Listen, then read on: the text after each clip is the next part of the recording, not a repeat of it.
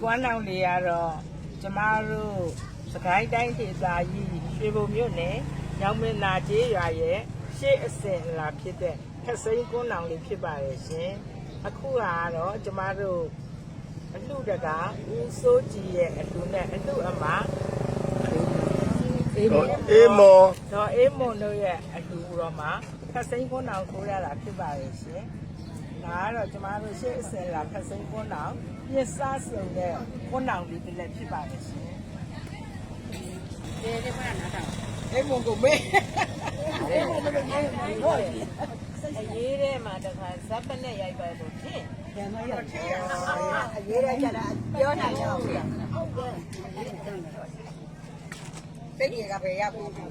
ဘယ်ရောက်နေမှပြောတယ်တော့လာထည့်ပြီးတော့ပြောလိုက်ပါတော့တိုင်လိုက်ရအောင်